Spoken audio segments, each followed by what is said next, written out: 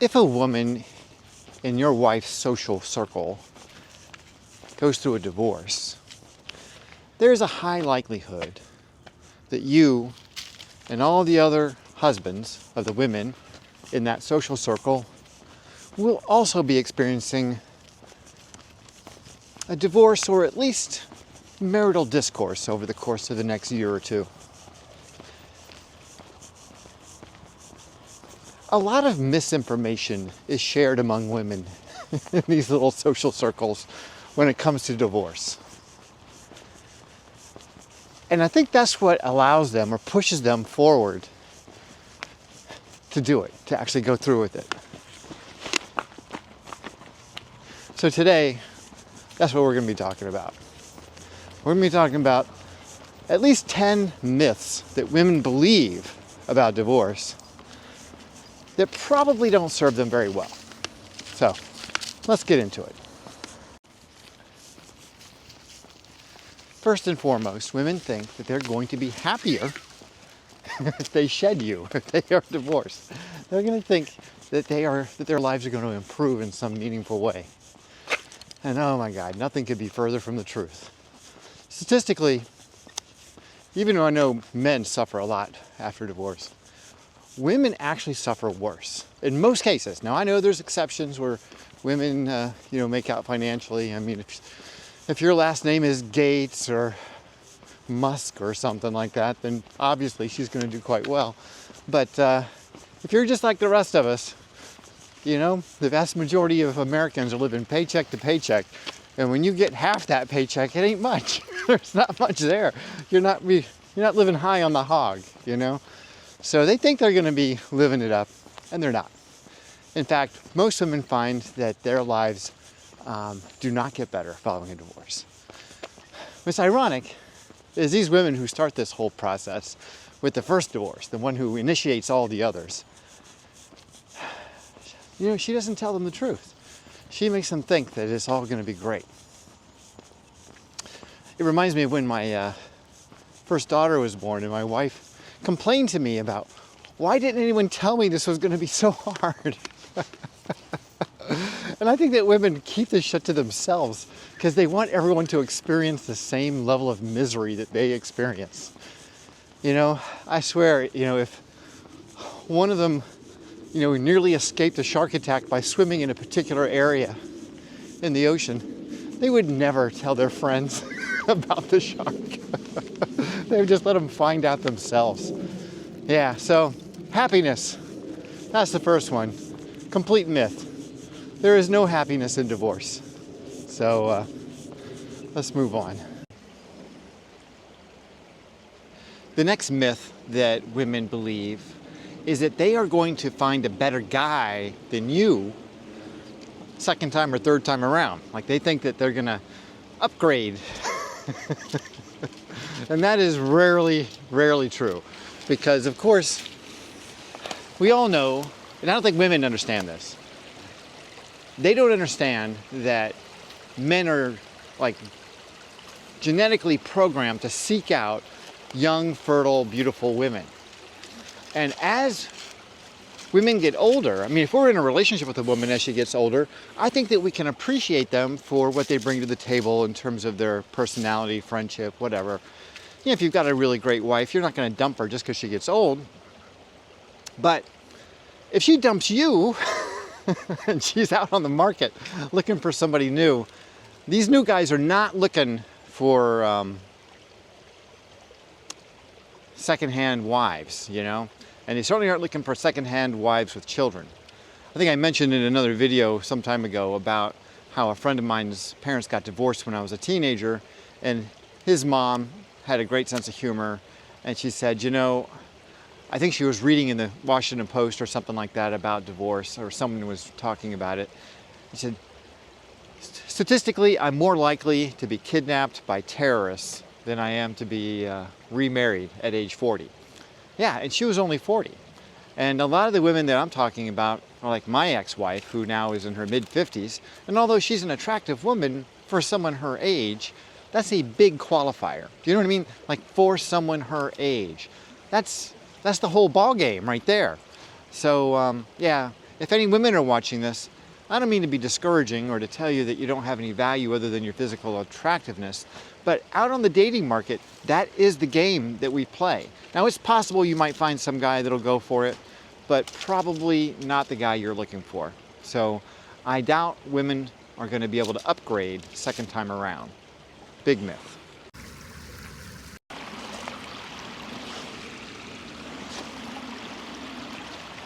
The external validation that women seek, they're going to try to find in this divorce process too. By hitting you up for alimony, they think that they're going to get some more control in their life, and in some way that's going to make them happier. Or that even being single will make them happier. The problem with most women, and I'm not being, not including everybody here, because I know that it's not true for all women, but for most women, their radar is set to external validation. They're constantly looking for someone outside of them to tell them that they're doing the right thing and that they're on the right track. And in this divorce process, they're going to be doing exactly the same thing. So that's the next myth. You're not going to find any external validation in this divorce process. In fact, it's going to be as emotionally wrenching as any experience that they've ever had. They will try to cover it up because they want to appear to be in control. It's really critical for them when they step out on their own to feel like they look like they're on the right track, like they've got things under control, like they're doing the right thing. The truth is, they are like scared little bunny rabbits in the woods, filled with foxes. They don't know what the hell they're doing. They don't know what the hell they're going to do. They don't know what the hell comes next. They're scared for themselves most of the time. There's no external validation in fear. There's no validation in fear. All you're going to get is more and more of the same. You're just going to get more fear, more despair, more upset. It's all coming your way. So the next one is, women believe that if they've caught you doing something wrong, like cheating, it is going to give them some kind of an advantage in divorce court or in divorce settlement. And the truth is, with no-fault divorce, none of that crap matters. It's not going to make a difference to the judge. It's not going to make a difference to anyone else. It's just making a difference to you. So there is no advantage in having the moral high ground in divorce court. And I think women believe that, because you're such a piece of shit as a man, that they can make the case that you're a piece of shit, and that that's going to make a difference to a judge. And the truth of the matter is, it really doesn't. At the end of the day, it's a no-fault divorce. You just don't like each other anymore. And unless you committed some kind of a crime where you endangered your children in some way, it's not going to make a difference. So that's another one of those big myths that they sit around and talk to each other about. Like, oh, I caught him. I think he's cheating on me. I saw some phone numbers. They'll yap about all that crap. It's meaningless. Doesn't matter.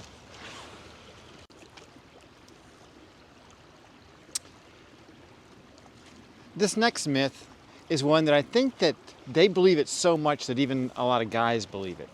And that is that they are predestined to get custody of children in a divorce. And that is not necessarily true anymore. Courts are much more likely to want to give shared custody. In other words, splitting custody between the parents. And guys, if you really want to maximize time with your kids and to maximize your potential for having physical custody of the children, you can do it. But you've got to go in and you've got to fight hard. You've got to fight super hard. You've got to bring out every single flaw. It's a bloodbath. You've got to go for the jugular here. You've got to bring out everything that she's ever done wrong and put it right out there and bring witnesses and evidence and everything you can get to undermine her credibility in the eyes of the court. And you might get the whole, shooting match. You might just get the whole thing. So, but then if you get custody of kids, there's a lot to that. There's a lot of energy that goes into that. You need to be aware of it. But just because a woman's filing for custody doesn't mean she's going to get it. I guarantee it. If you put up a little bit of a fight, you'll get at least halfway. You'll get half the custody. And it's definitely worth the fight. So I would strongly recommend it.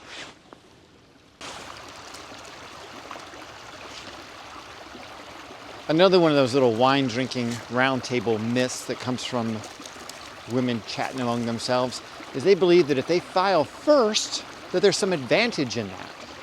And there's not. Who files first is perfunctory. It doesn't matter to the judge or the court. It just makes no difference at all. Again, if they wanted no-fault divorce, they got no-fault divorce. That means there's no fault. It doesn't matter who files first. Just a matter of somebody filed, that's that. There's no special advantage that they get for being the one who's most angry or the most disappointed or the one who cried the most or the one whose promises weren't kept or whatever. All that bullshit makes no difference in the eyes of the court. So just another myth.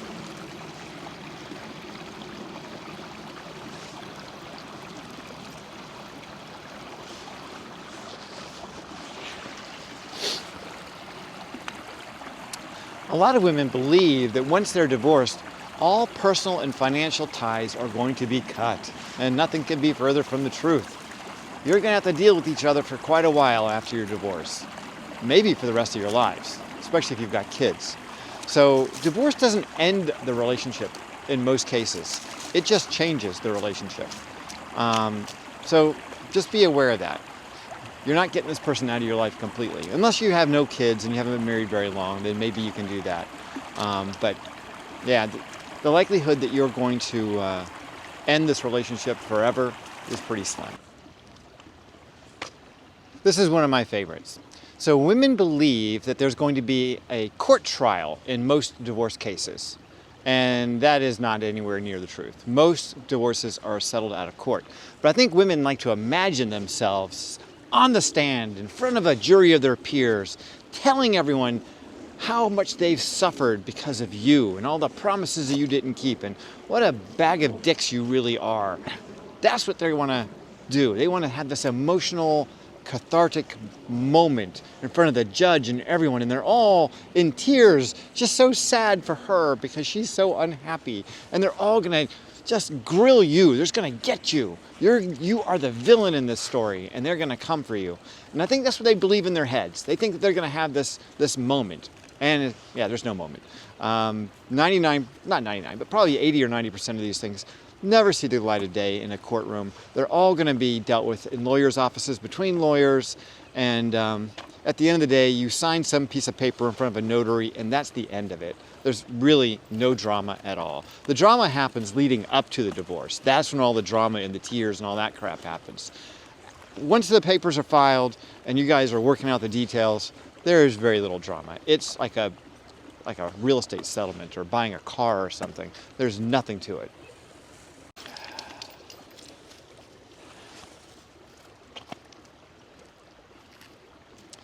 All right, here's a couple more. I'm just going to get them knocked out really fast because it's super cold out here today. We're expecting snow, but it's like 20 degrees and my hands are frozen.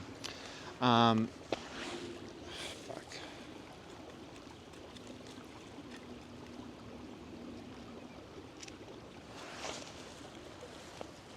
Women think that they will get alimony. And many times they do, don't get me wrong. But I think they believe like that's one of their strong motivations for getting a divorce.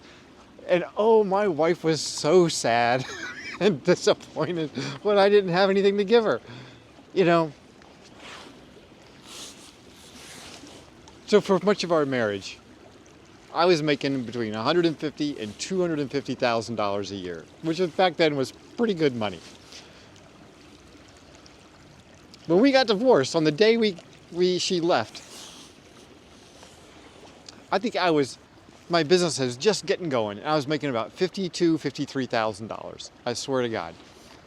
There was no money to take. And so I remember when we went and sat for the divorce mediator, and the mediator asked me to write down how much money I was making, there was like this knowing stare between me and her and my ex-wife. It's like, oh, I see. Like there's no alimony. There's no money for alimony. So, yeah, she was a little disappointed with that. And what was ironic is since the girls decided to stay with me, now only one of them was under age 18 at the time, she had to pay me child support for the next 4 years. So I don't think she was expecting that either.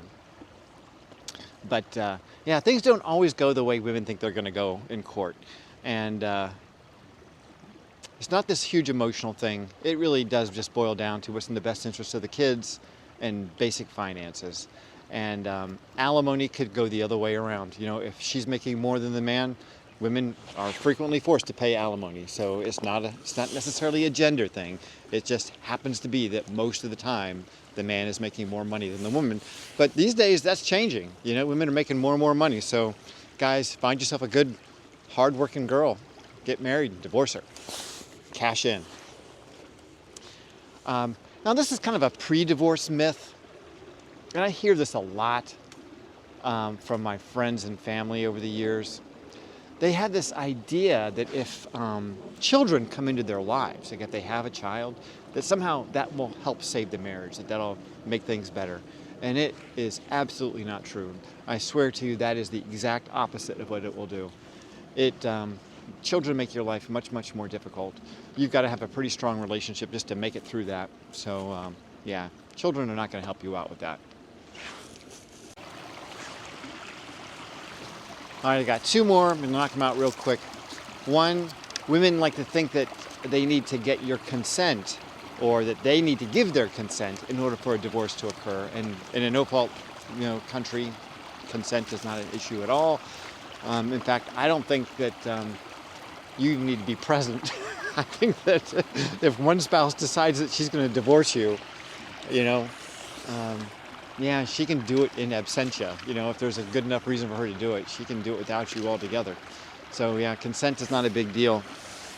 And women tend to think that they're going to get the house. And that's not true either. House is just another financial asset that needs to be split. It needs to be resolved. It's a math problem. It's not like, oh, you're a woman, here's a house for you. You are a good woman, you get the house. Yeah, so they think that this is all some kind of a Price is Right giveaway, like behind door number 1 and behind door number 2, and you get this and you get that, and like an Oprah, like if you get the Oprah show, and you get a house and you get a car and you get all this money. No, that's not what happens. It's not like that at all. It's a terrible experience. I wouldn't recommend it to anyone. You're not going to be happier. You're not going to meet anybody new. You're not going to get a ton of money. For the vast majority of people, it's a miserable experience that takes years to recover from. And that goes for men and women. So the best solution to not getting a divorce is to not get married. But if you're already in that far and you're miserable in your life, in your married life, you're just exchanging one level of misery for another level of misery. Now, obviously, the misery of being with someone that you really can't stand living with anymore is pretty tough. And probably the misery of divorce would be a relief from that misery. But yeah, it's just a little better. It's just a little better. And then having the chance to make your life over again certainly makes it a lot better in the long run. But yeah, for you women, the cards are stacked against you, girls. They really are. For men, being alone and being independent is something that we are more genetically pre-programmed for. We are more in alignment with that. And women just aren't. And being self-reliant is something that men do very, very easily, and it comes naturally to us. We're natural leaders in many ways, and problem solvers. And those are things that a lot of women struggle with. So if you ladies are thinking about leaving your husband because you sat around with your girlfriends drinking wine, and some girl was telling you guys how much money she was going to make from alimony and how she's going to get the house and the children. Yeah, that's not necessarily true for everybody. So yeah, go slow. All right, you guys, that's all I got for you today. Like I said, it's freezing. My hands are numb. I've got to go inside.